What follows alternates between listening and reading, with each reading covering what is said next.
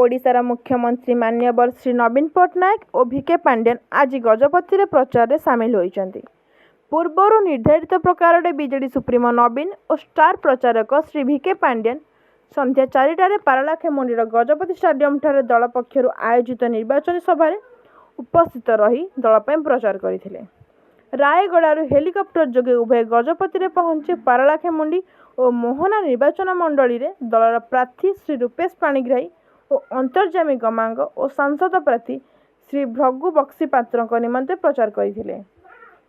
यह सभा दलर जिला सभापति श्री जगबंधु दास, राज्य संपादक श्री प्रदीप नायक मंचासीन होते। श्री पट्टनायक सरकार विभिन्न योजना संपर्क में लोकों प्रश्न और उत्तर माध्यम जवाब मागिथिले। पारला माटी को नमन करी निजर भाषण आरंभ करथिले। श्री पांड्यान विरोधी दलर मुख्यमंत्री प्रार्थी किए जदि दल घोषणा करिथांता ताहले 10% सीट मध्य आसीबो नाही।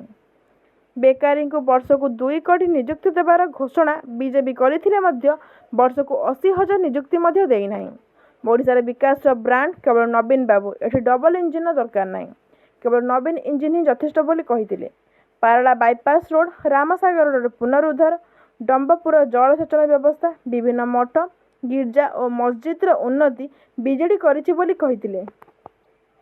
श्री भृगु बक्सीपात्र और श्री रूपेश और अंतर्जामी विकास सेवक भावे स्पंदन माने 2 थर शंख दबाई पठाइबा दायित्व आपणकर बोली कहिथिले।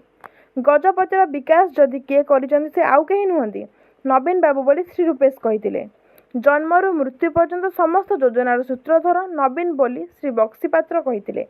प्राय 30,000 लोक आज यह निर्वाचन सभा एकाठी होइथिबा दाबी करछि बीजेडी। गजपति प्रणति सावत का रिपोर्ट, ओडिशा कैमरा लाइव।